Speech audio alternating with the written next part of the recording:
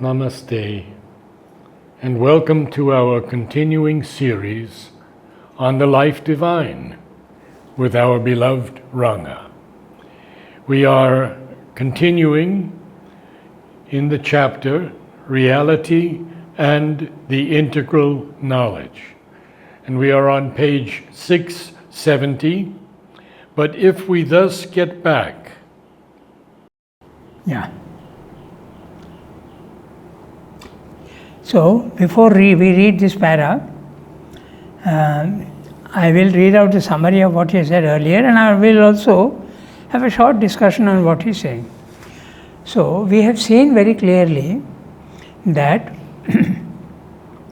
from the highest levels of consciousness to the lowest levels of consciousness, there is a gradation. At the highest level, purity. At the lower level, mixture and impurity. At the highest level, full consciousness. At the lower level, inconscience. In the same way, Sat, Chit, Shakti, Ananda, all of them, this gradation is there. So, at these various levels, you have different views of reality. So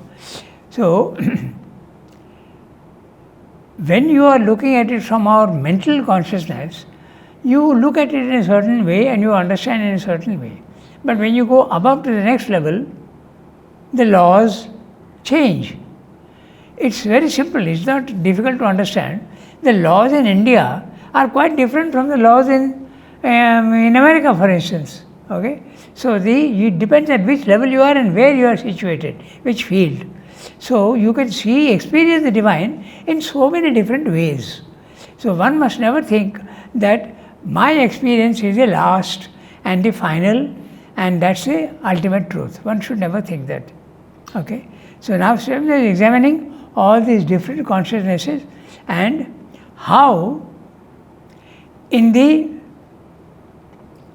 normal mind of man there is the application of reason and logic. Two contrary things cannot exist at the same time. But when you go to another level which is outside logic and mind, then these contradictions are possible. They are quite possible. Okay? So, with this in mind, I will read the previous para summary, and then we will read what he is going to say today. So, if this real and soul consciousness that creates has an existence, substance to support it, then its product must be real too. Therefore, the Mayavada theory is not acceptable because it says that a real consciousness creates unreal images. Okay. I'll have to explain, but we'll do that. But if the soul consciousness has no existence to back it, then indeed its products are unreal. This is true and valid if this consciousness is seen to be mental consciousness of mortal man. This is the Buddhistic view in which all turns out to be a nihil. We then come to the conclusion that the consciousness that creates is a real existence consciousness, Sat Chit, and it creates a real image. Now, there is a little philosophical note, so we'll put it in this way. At our level, at our normal level, there is the physical world which has a substance. There is the human consciousness which is creating these images of the substance. If the senses are not there, the world doesn't exist for you. So you are creating an image of the world in your own mind. So it's your mind that is a creative element. But what about the highest level? At the highest level is mind and the substance with which it is creating. Are they two different like here or are they the same? It's like a carpenter producing tables. The tables are the substance and the carpenter's consciousness is the creative one. Okay? Now, if that wood itself would be conscious, it would be the substance and the consciousness that is one. Then it is real. So at the highest level, consciousness and substance are one. So what it creates, it is creating out of its own substance which is real. So therefore, if at that level you see the creation, it is a real creation. But at our level, the creation that we have in our mind is not real. It's only an image, like a photograph. That's what is being said in the previous para. Okay? Remember, Sat, Chit, Shakti, Ananda are all same. They are not four different things clubbed together. They are the one and the same thing. That's the important part. You mustn't think that Sat, substance is one, consciousness is another, Ananda is another, and power, Shakti is another. They are all one. So substance itself is conscious.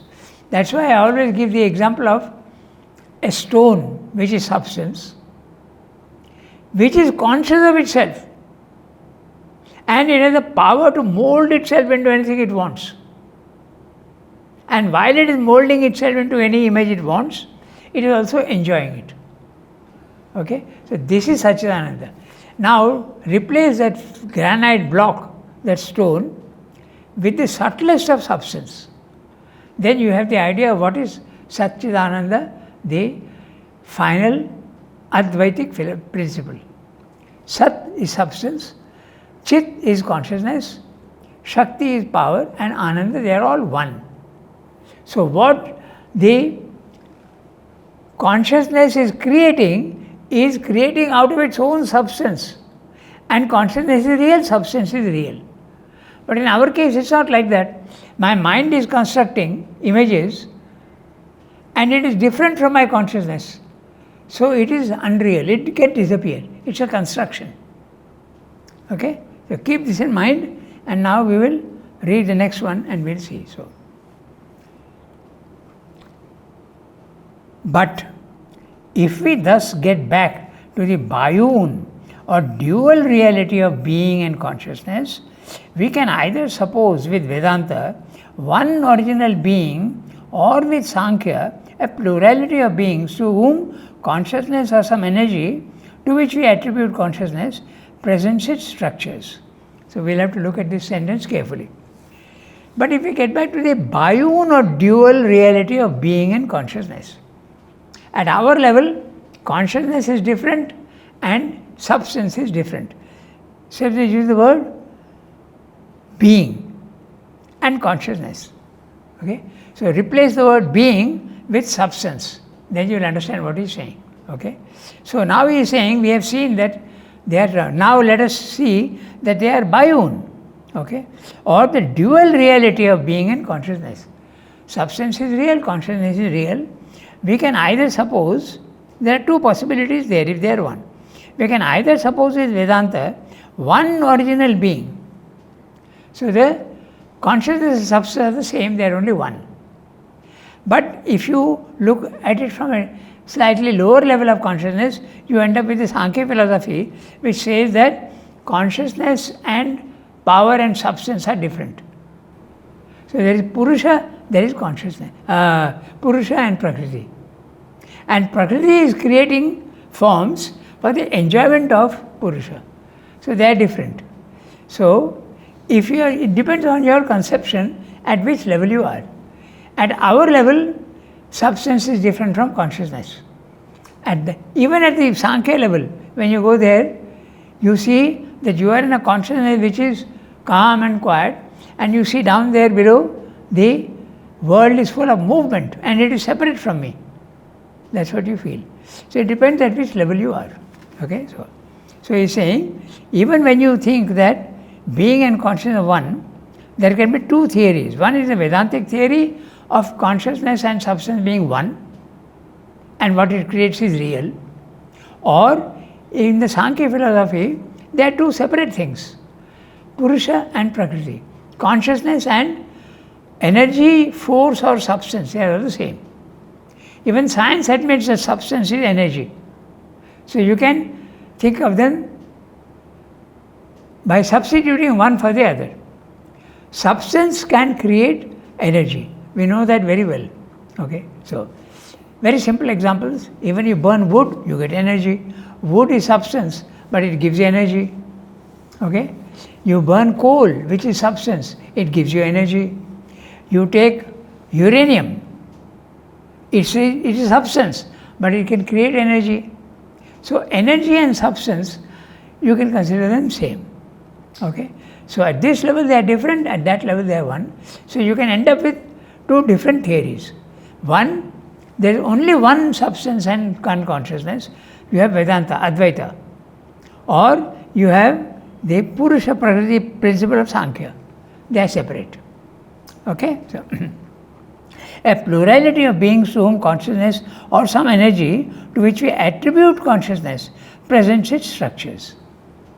Okay? So if a plurality of separate original beings alone is real, then since each would be or create its own world in its own consciousness, the difficulty is to account for their relations in a single identical universe.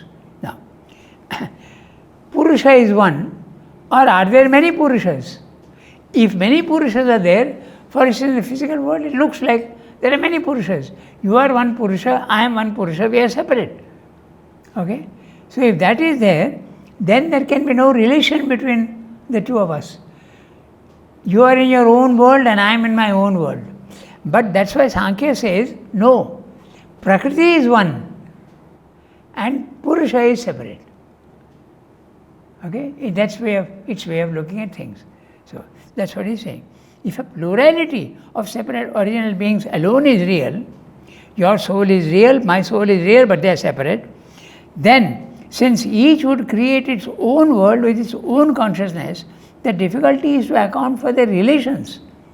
How will I have a relation with you if you are in your own world and I am in my own world? So Sankhya has to correct that by saying, no, we are all in the same world. Okay? So in his own word, the difficulty is to account for the relations in a single identical universe. There must be one consciousness or one energy corresponding to the Sankhya idea of a single Prakriti, which is the field of experience of many like Purushas. Okay? Like many, the word like here means similar, similar to. So your soul is separate, my soul is separate, but they are very similar. Okay? But we are all living in one world, which is the Prakriti. The world of energy, the world of substance. Okay, so in which they meet in an identical mind-constructed universe. Now the mind-constructed universe is, which is that mind? Is it this mind or is it that mind? Both are mind-constructed. At this level, our mind is creating the world in my own image. Okay, therefore it is unreal. Okay, but there also mind is creating the universe, but the mind is real and the consciousness is its own substance, therefore it is real. Depending at which level you are. So, this theory of things has the advantage of accounting for the multiplicity of souls and multitude of things and the oneness and diversity of their experience, while at the same time it gives a reality to the separate spiritual growth and destiny of the individual being. Vedanta says that the soul is one, the consciousness is one. Then how to explain that we are different? You have a soul, I have a soul, but they are different. How to account? So Vedanta says they are one in essence, not in the outer forms. Okay? But this is what the Sankhya differs from it, because it's from a different level. Sankhya says you have a soul, I have a soul, they are different, but we live in the same world. Okay? And it's also very understandable, because if you have an experience, let's say you have experienced love. I have not experienced love. So we are not the same. You can write poetry, I can't write poetry. So I am different. So that accounts, the Sankhya theory accounts for things in the physical world. It explains things in the physical world. It is valid. So where does Sri Aurobindo disagree with this? He doesn't disagree. He doesn't. He doesn't disagree. He says it depends at which level you are. If you are at this level, Sankhya is correct. If you are at that level, Sankhya is even physically, even in the physical universe, this is real. Einstein's theory of relativity is exactly this. I gave you that famous example, don't forget that. Okay? There is a train going and there is a man inside the train. He is throwing balls. For him, the movement of the ball is vertical, up and down, up and down, up and down. Very clear. But that same phenomena seen from another field, okay? I am standing on the platform and the train is going and the man is playing with the ball. To me, what will be the movement of the ball? Because the train is moving. So it depends at which level you are and what. Sankhya is real at its own level. Vedanta is real at its own level. Mayavada is real at its own level. Okay? Buddhism is real at its own level. But these are all lower levels. The one ultimate reality is the third level, which is the supermind. There all these contradictions are resolved. Okay? This theory of things has the advantage of accounting for the multitude of souls and multitude of things and the oneness in diversity of their experience, while at the same time it gives a reality to the separate spiritual growth and destiny of the individual being. Each one is growing at a separate pace. But if we can suppose the one consciousness or a one energy creating a multitude of figures of itself and accommodating in its world a plurality of beings, there is no difficulty in supposing a one original being who supports or expresses himself in a plurality of beings, souls or spiritual powers of his one existence. So if you think of only one consciousness and only one energy and they are the same, then it is very possible to imagine that it is creating forms of itself and those forms also are real. Like I told you, we gave you the example of that jet of water, the water cannon. One water, only one. But when it goes out and manifests itself 10 meters outside or 20 meters outside, droplets of water. But each one is again the same thing. Water, essentially water. So this is what Swami is saying. This, you can, if you at that level, that is real, but the plurality also is real. But if you are at a lower level, the plurality is not real. Transient. Okay? So, would be figures of being. Okay? Now, souls. Yeah. Souls are spiritual powers of one existence. It would follow also that all objects, all the figures of consciousness would be figures of the being. It must then be asked whether this plurality and these figures are realities of the one real existence or representative personalities and images only, or symbols or values created by mind to represent it. So now another question comes up. When the creation is taking place of the substance, okay, so what it is creating here in the physical world, are they are essentially the same, but are they only representations or are they the real stuff? Okay, so this is the question that is coming up. That also you can have several views. Okay, so it's like you and your photograph. There is a great similarity. The photograph is a representation of you, but it's not you. So is the world a photograph, a symbol, or a representation only of that, or is it really also yourself? Is the photograph and the you, are they the same? Okay?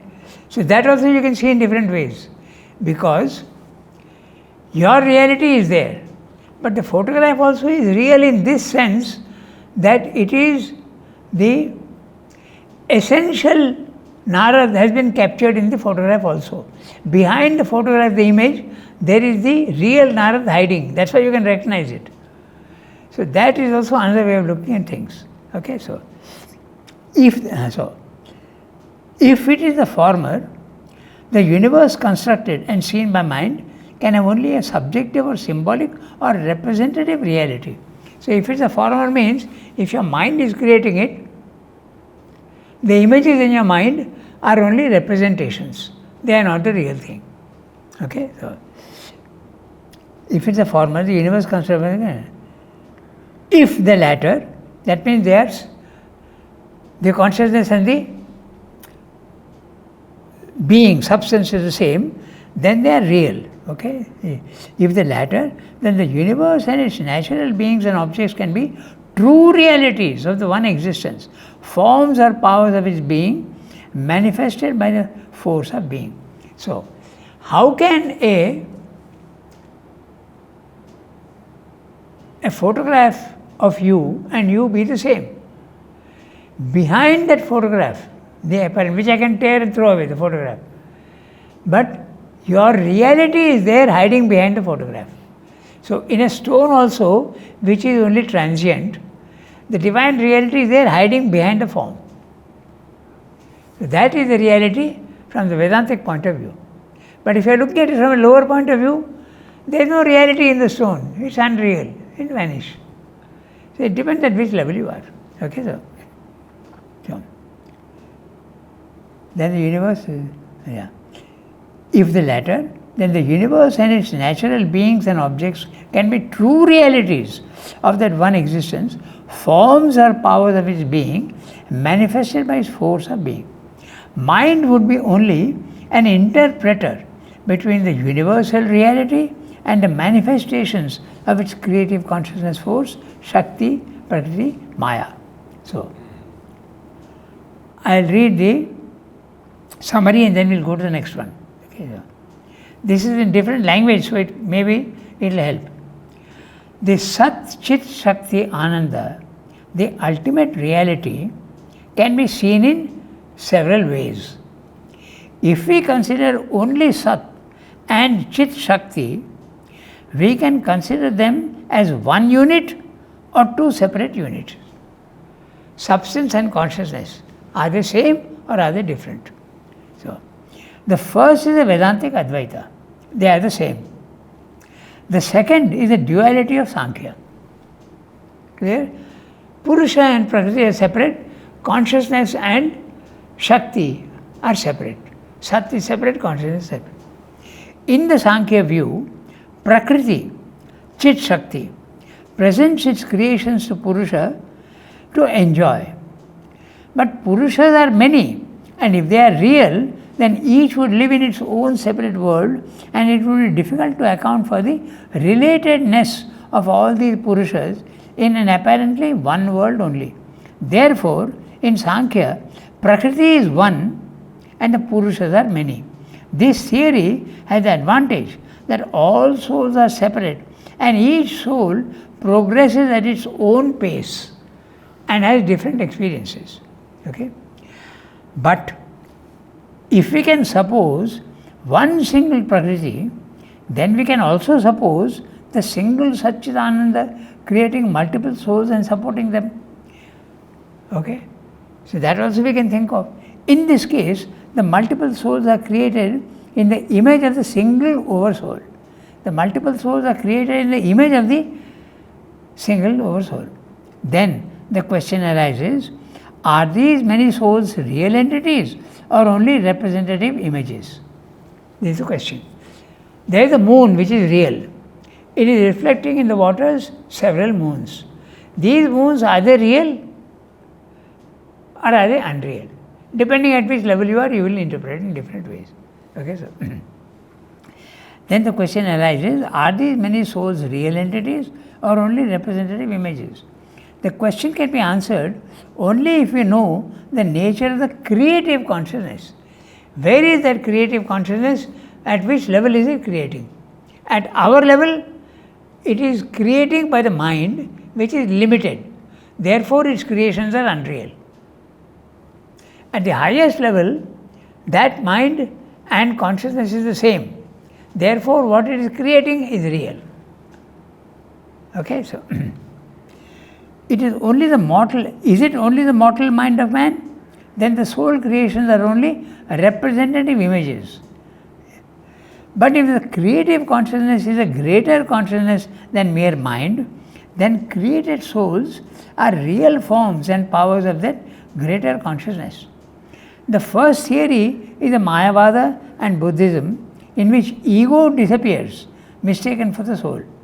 The second is the Advaita, in which the ego disappears, but the true individuality is retained, though universalized. We see that mortal mind is only a mediatory interpreter and not an original creator.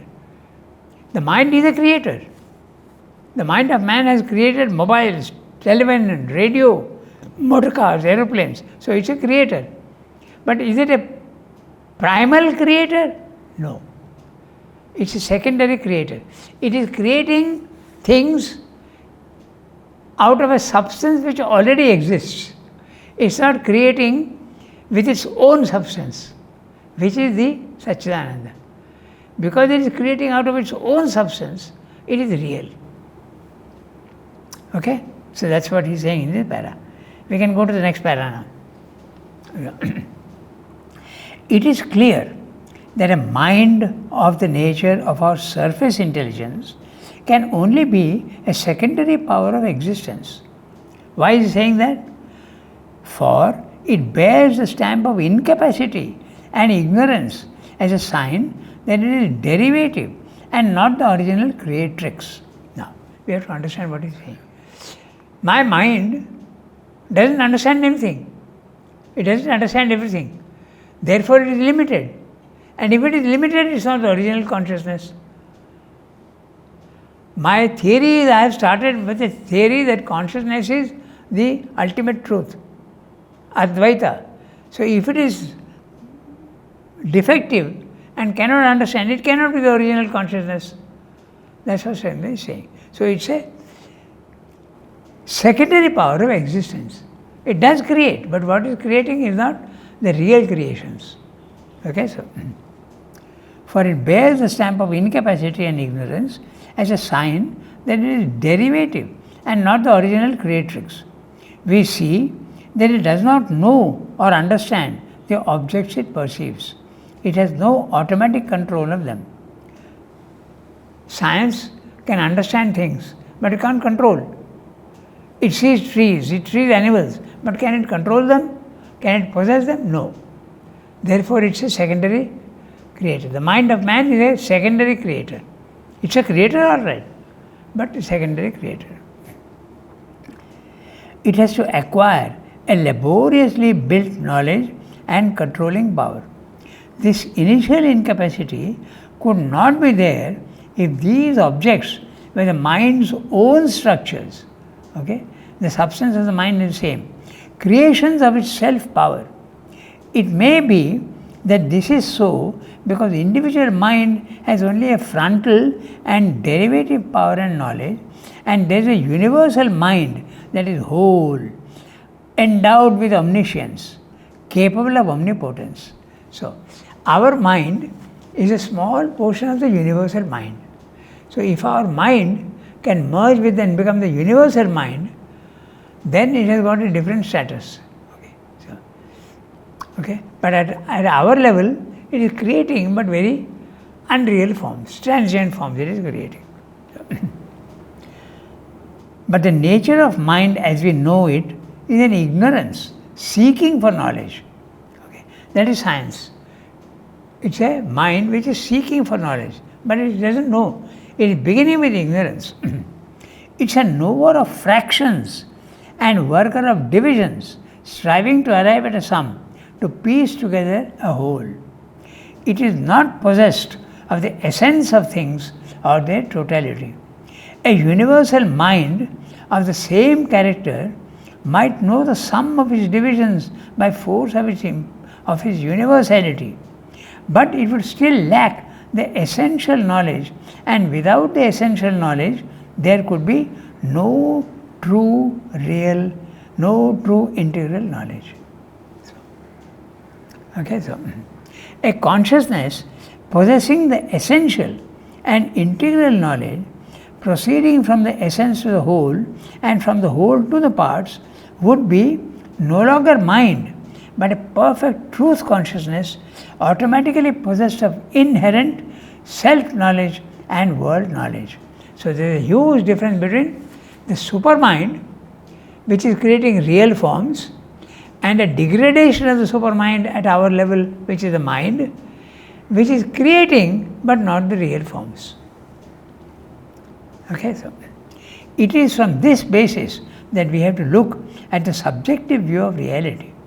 It is true that there is no such thing as an objective reality independent of consciousness. At any level, okay, it is true that there is no objective reality. There is no reality which is separate from consciousness. At our level, very clearly, okay, our mind is creating the world. At that level also, the divine mind is creating the world within itself. So what is created, the objective world, cannot exist without that consciousness which is creating it.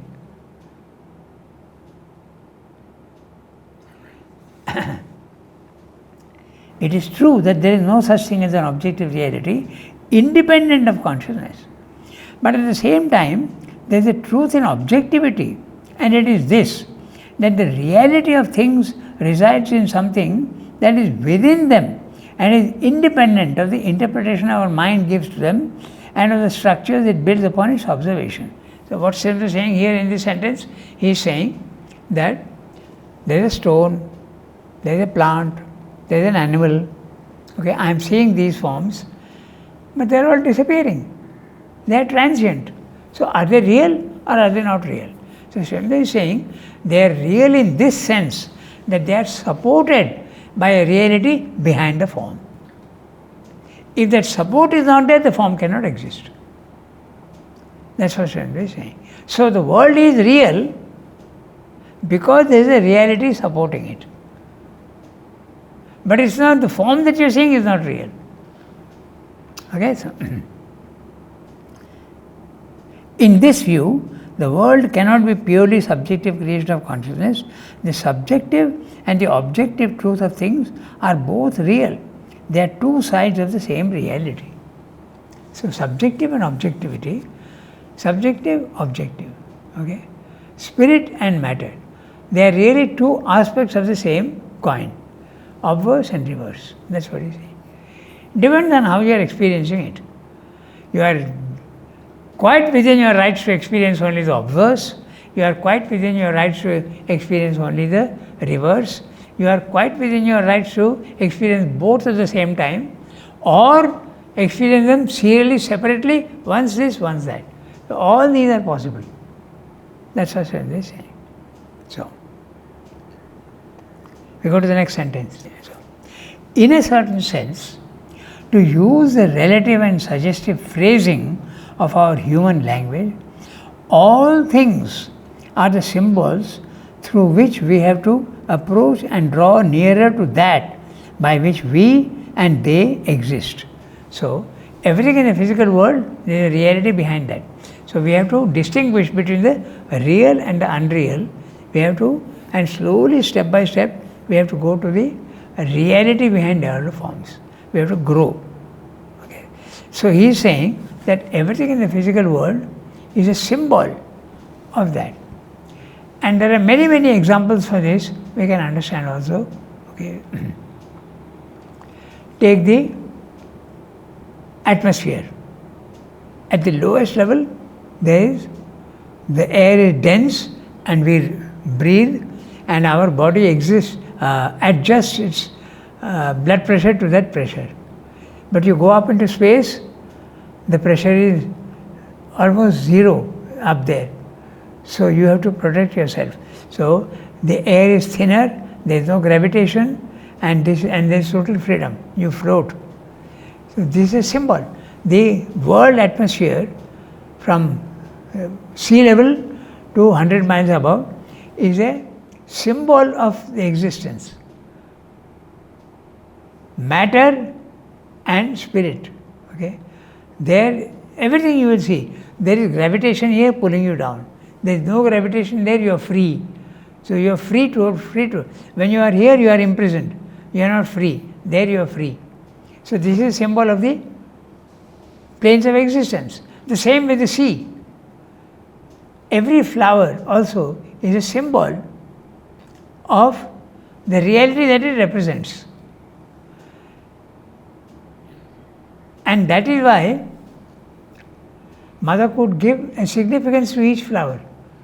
She is not seeing the form of the flower, 5 petals or 6 petals or whatever. She is seeing behind the form what is the reality it represents.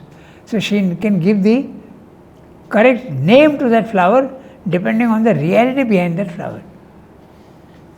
That's what is being said here. Okay? The infinity of unity is one symbol. The infinity of the multiplicity is another symbol. Again, since each thing in the multiplicity points back to the unity, since each thing that we can call finite is a representative figure, a form front, a silhouette shadowing out something of the infinite, all that defines itself in the universe, all its objects, happenings, idea formations, life formations, are in their turn each a clue and a symbol.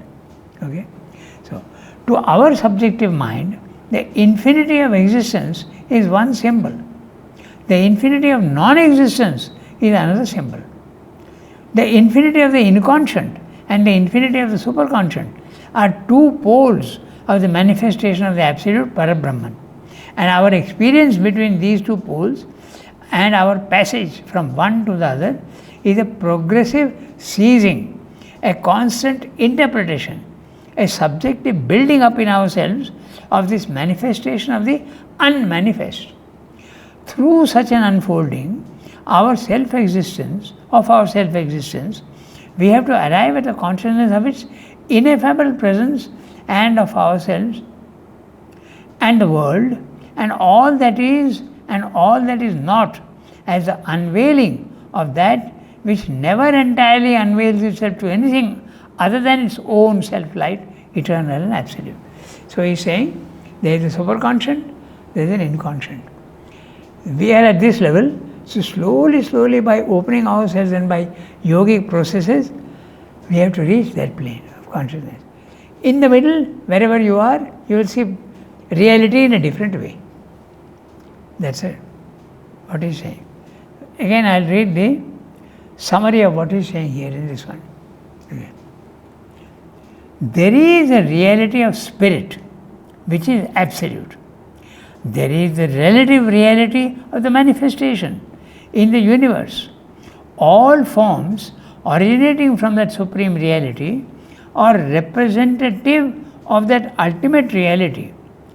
These forms are all symbols of that reality. Through these symbol forms, we approach the reality. We have to see behind the form and approach the reality. Each manifested form represents the corresponding reality. By the unveiling of these forms, we go to that reality. That is what yoga is all about. Okay, sir. But that supreme self cannot be known except by its own consciousness. No mental consciousness can ever hope to know the supreme reality. Only itself knows itself. So, your consciousness is mental. With that consciousness, you will never be able to go there. So, you have to change this and go there. That's what he's saying in the para. But this way of seeing things belongs to the action of the mind, interpreting the relation between the being and the external becoming. Okay? So, at our level, we are interpreting the relation between spirit and matter, being and becoming. Okay? It is valid as a dynamic mental representation corresponding to a certain truth of the manifestation, but subject to the proviso that these symbolic values of things do not make the things themselves mere significant counters, abstract symbols like mathematical formulae or other signs used by the mind for knowledge. For forms and happenings in the universe are realities significant of reality. Behind the form, there is a reality. They are self-expressions of that, movements and powers of the being. Each form is there because it's an expression of some power of that which inhabits it. Which inhabits it. The reality is hiding behind each form, it is inhabiting the form. Okay? Inhabits it. Each happening is a movement in the working out of some truth of the being in its dynamic process of manifestation.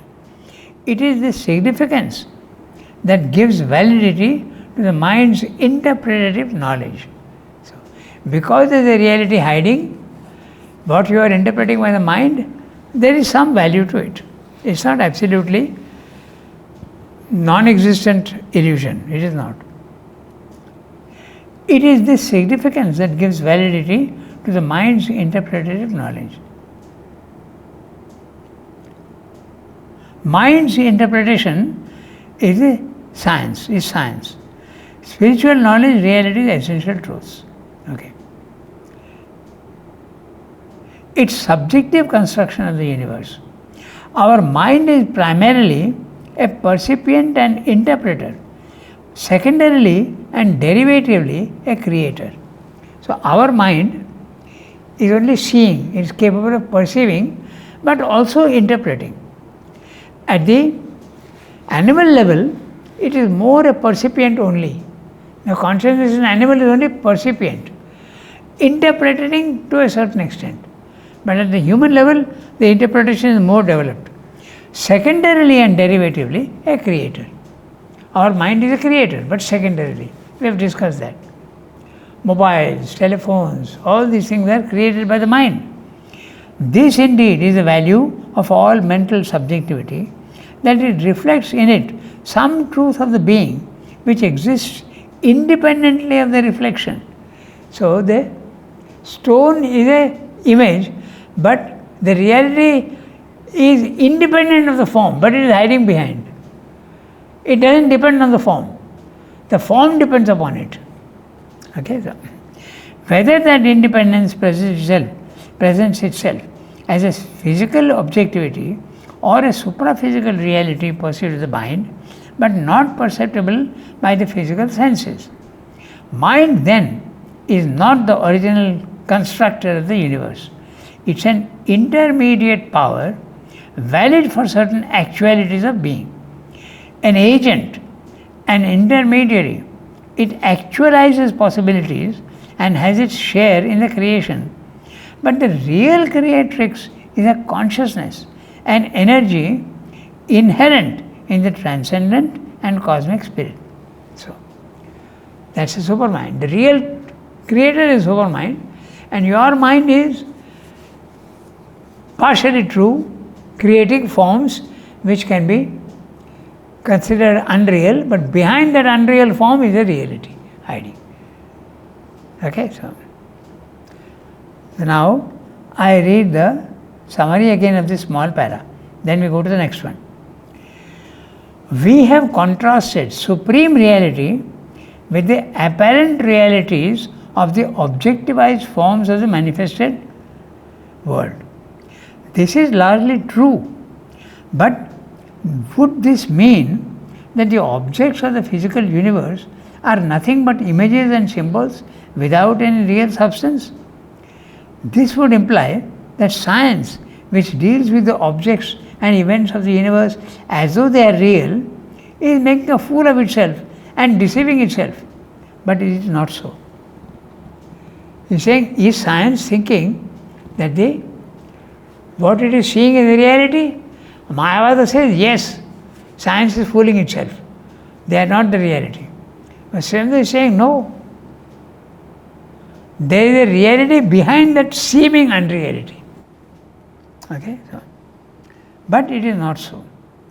Behind each cosmic object and event perceived by the senses, whether animal or human, as real, there is indeed a reality, an essentiality of the object or event.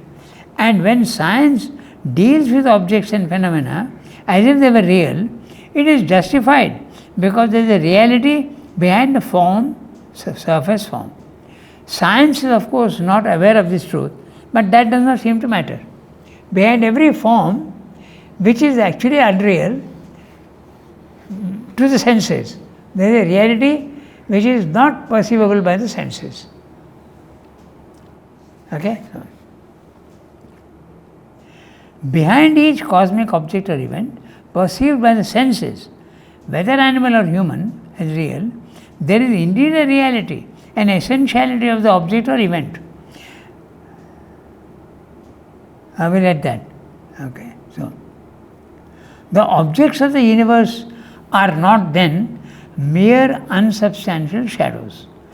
If you go to a level of consciousness where you will see that they are not absolute unrealities. To the senses and the mind, which conceives them as real, they are only images. The mortal mind does not cognize these hidden realities behind the surface forms. My senses are seeing the forms and thinking they are real. But from a higher level, they are not real. But behind the forms, the reality is there. That's what he is repeating. The objects of the universe are not then mere substantial shadows. To the senses of the mind, which conceives them as real, they are only images. The mortal mind does not cognize these hidden realities behind the surface forms. The human mind is then a derivative and secondary creator. The ultimate creatrix is the gnosis, the supramental, which uses its divine power of Maya to manifest itself in the universe. Okay, so there is a precisely opposite view of reality and knowledge, which affirms an objective reality as the only entire truth and an objective knowledge as the sole entirely reliable knowledge.